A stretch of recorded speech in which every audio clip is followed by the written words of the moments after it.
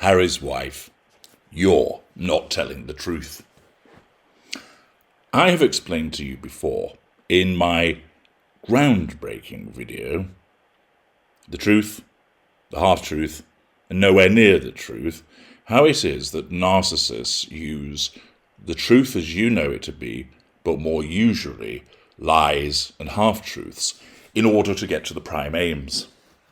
I also explain the mindset of the unaware narcissist with regard to why they tell lies and how it's done instinctively, and contrasting it with the aware knowledge of an aware narcissist that knows that they're telling the lies. The absence of the truth, either by omission or the commission of a porky pie, happens frequently with narcissists. Naturally, there are instances where we will use the truth as we know you understand it to be, because it is serendipitous in terms of enabling us to get to the prime aims. An example of that is, I tell you the truth about the way that my kind function and operate, so that you learn, and it extends my legacy, which is a huge residual benefit to me. I also gain some fuel into the bargain, although that's not the chief reason that I do it, and it allows me to assert control, of course. Similarly, Piers Morgan, another narcissist, regularly tells the truth of Harry's wife's behaviours. Why? It serves his narcissism to tell the truth, as everybody else understands it to be, to assert control over her indirectly, draw fuel from people's responses, and continue to be a thorn in the side of Harry's wife, which gives him some satisfaction. Harry's wife is very much a stranger to the truth. We have seen so many porky pies come forth, whether it's the nonsense that she repeatedly spouts about being the sole class member that convinced Procter & Gamble to change their campaign, when actually it was a class effort which was confirmed by her own father. The nonsense that she spouted about being taken to a Korean naked spa and eating noodles there with her mother, which was clearly purloined from a television series which he'd reviewed on Netflix. The revisions of history with regard to suicidal ideation and the failure to be supported, despite there being a staff of 14 provided to her. The list of lies that she has told is long and extensive, and I'm sure that somewhere on the internet someone has compiled a list and adds to it on a daily basis the compendium of porky pies by Harry's wife. But more porky pies have come along with her not telling the truth. And of course, Harry, as her complicit victim, brainwashed by his emotional thinking and dim-wittedness, also going along with this. This, of course, has originated in the recent trailers to the forthcoming shit show that is Harry and Harry's Wife, the Netflix docuseries, which quite properly ought to be described as a mockumentary. The fact that more lies have been told in 2 short trailers, which probably in aggregate are around about 2 minutes in length, certainly does not bode well for the veracity of the series, and indeed foreshadows what we're likely to receive, which will be lies, lies, and more lies. For instance, Harry's wife's trailer used footage of journalists waiting outside court for Katie Price last year to illustrate the media frenzy around the couple. Now, if this was put to Harry's wife, first of all, she may well say, that wasn't my decision, somebody else made the decision to use that footage, blame shifting.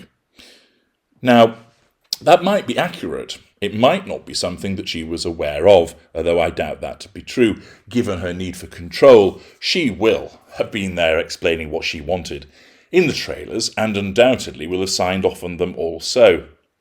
But nevertheless, she would also say, well, it's just used to illustrate a point, that I was harangued by the press, and so I'm using similar footage to drive home that point. She may well say that, and she doesn't see that there's anything wrong in acquiring footage which appertains to an event that is nothing to do with her, to try and prove a point. For instance, she thinks that she's going to be a political titan.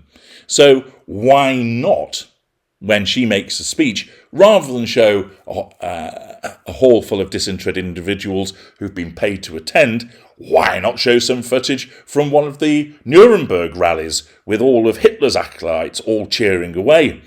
Purloin that to show the level of enthusiasm that you have for your speeches.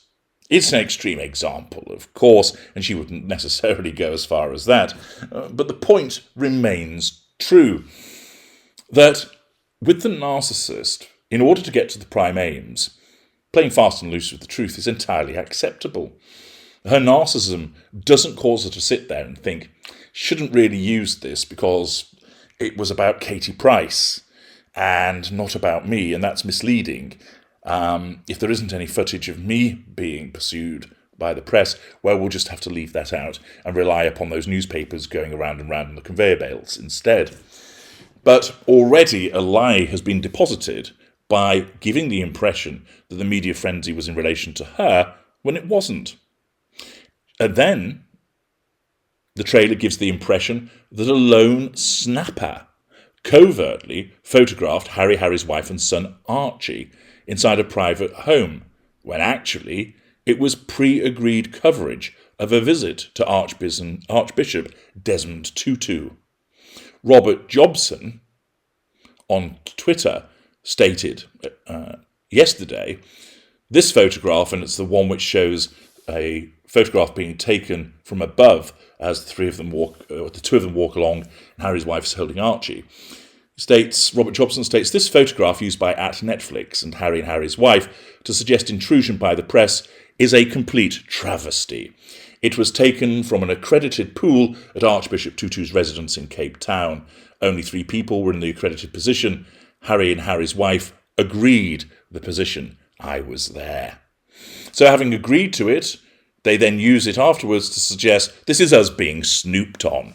Again, the revision of history.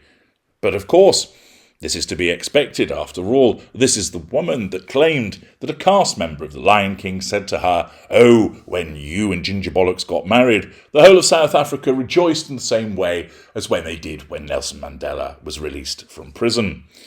She is a fantasist, but her narcissism drives her to do it, and she sees nothing wrong in doing so because her narcissism compels her to believe it. The third porcupine that has already appeared is that it shows cameras around a limousine before the trailer cuts to a tearful Harry's wife. Pity play, when the passenger was in fact former President Donald Trump's ex-lawyer, Michael Cohen, again stealing somebody else's moment or footage.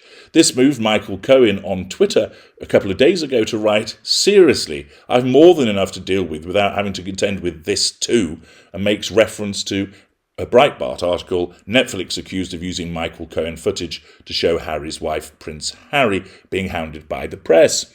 Again, taking material that doesn't belong to them, lack of boundary recognition, sense of entitlement, lack of accountability, and changing the story to portray a particular series of events, basically a lie. Then, of course, the press pack at the Harry Potter film premiere, which was years before the couple had met. And thus, those are just the porcupines that have turned up in the trailers. 2 short trailers.